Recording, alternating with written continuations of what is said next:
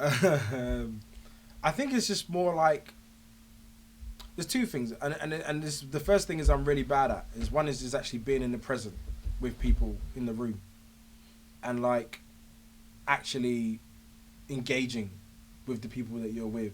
Like, to be fair, with Sunday Show, there's a lot of people that were a part of the Sunday Show movement and assisting us and helping us out, working their asses off for no money also, and having a good relationship with them makes me happy to see them do well. Like it's a genuine happiness because the first thing I always had when we were building this team is that I don't want to hold anybody back.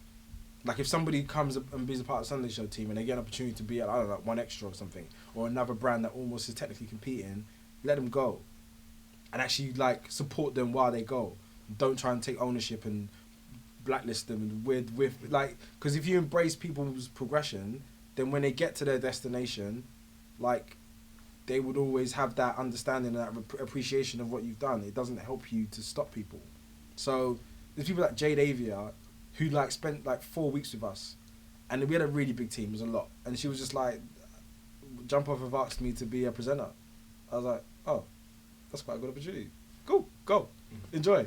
Then she went on to Capital Extra, the breakfast, and she helps. She's involved in Blueprint now, but like that's a genuine friendship. That's a genuine relationship where like I would never get in the way of what she does, and I can help anywhere I can. There's tons. Matthew Bridgman and Taser. Well, Taser wasn't technically a part of the team, but he was so close with us. He should have been. But like they went off and made Faded, and Faded is huge. It's a great brand. London moves whenever they put a show on. Like, and that makes me happy because it means that some of the philosophies and the practices in the world that we created had an economy in it. It had a wealth. It had some sort of structure in it to people to go on and build other things off of what they've done, independent of us. So we don't have any stake in it. And I will still support, retweet, pass the word on, send people down without any benefit to myself. And that's kind of how it should be. Not everyone's like that. So that must be a personal trait that you have. Well, because I see in the industry, it's almost like, this is mine, no one else. That maybe that comes when that's all you have. And it's not all I have. It's not all I am. So as much as we have Blueprint, I have a great family and a wife. I have a career in digital marketing that has surpassed anything that I've done in events. So I'm not reliant on this culture for me to be who I am. But I appreciate everyone in it and the fact that everybody's giving it their best go. So I will support that effort because I am a fan of it. I'm a fan of the culture more than anything else. So you're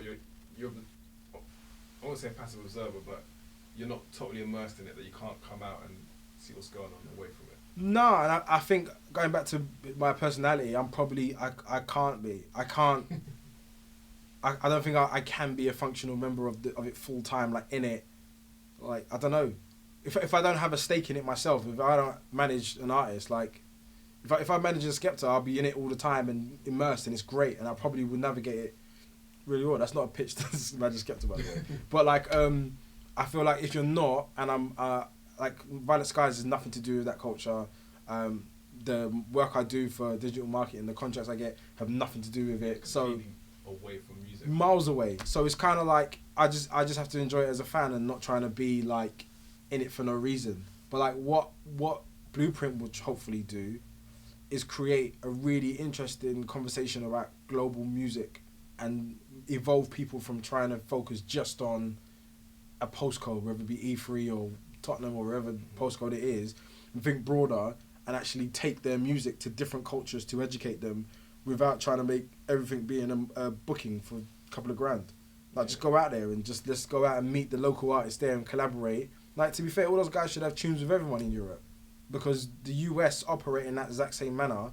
There's no one like, Nas, I'm not going to do a song with this West Coast guy because he's from West Coast. Like, it's the same landmass. So let's go and do songs with the German rapper, the French rapper, the one Italian rapper that exists. Like, let's go do tunes with them, gather their fan base, and actually think Europe-wide and not just London. And I think that's partly the institutions developed territories. So they will say, okay, we're not going to bring this artist for promo in the UK because they don't sell something in the UK, or everything seems to be very divisional. And I think, like you're saying, that art is art, And if you even operate in these territories, why not, you know, merge with some of the people who you've actually even somewhat influenced? You know, and I think that's a great ideology to have. It's a great ideology, but you know, there's ideologies and there's realities. And then I was following up, but why would it take you to see that, to actually make that as part of your mission statement, when it seems to be the most obvious thing there is? It's obvious, but it's not practical. Maybe because I'm on the outside, I can be a fan. Like, I probably literally speak to like 5 people from the world on a regular basis. Like, so I have a very probably cold view of everything. It's very rational. It's like, why don't you go do a tune with the French guys? With Stromae, who's amazing. Like, in France, he's killing it. Go do a tune. Like, that's what I would say. Whether the language thing, or whether he cares about him, or he rates it, or he knows, or I don't know, but whatever, it may not be in his thought process, but I have that ability, but it doesn't make it right or wrong. It just means maybe speak to more people outside of the world to see what is happening and get some fresh ideas and fresh takes. Because the idea of Kanye West coming here to do a show with UK artists is about him appreciating a sound from somewhere else and finding a way to... how does it fit? It may not fit directly in song, but it may then fit in culture, because we're pretty much 2 degrees from each other anyway. So who knows what the intention was? Who cares?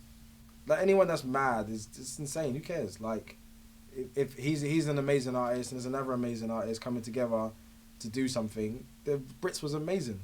That was like everyone dressed in black with like a flamethrower in the air to a tune that almost sounded like grime structure.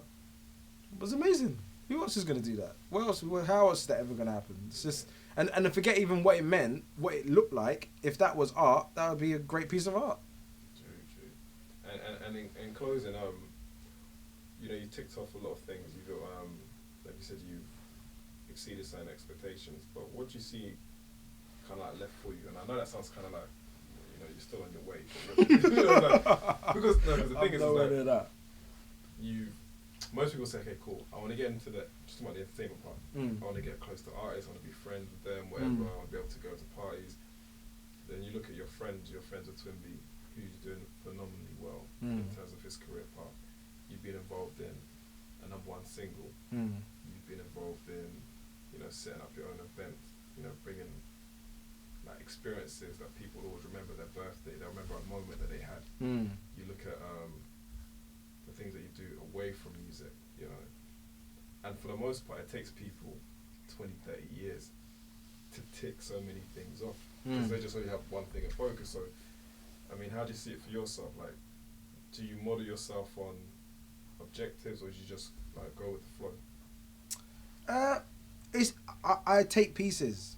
It's really weird because I'll see something and I'll feel like it was good, but it wasn't executed right. And it was all a part of the same repertoire, but like, I would add that to the repertoire as well. And I'd be like, why can't that be done, but like this, so then it becomes slightly more like palatable for everybody. And there's so many people out there doing really clever, really good things, but sometimes it's not, they don't have the resources to do it all the way, or they just don't have the full insight into what it could actually be. Or it's almost just done by mistake. It's just like a reactionary thing, but it's done so well.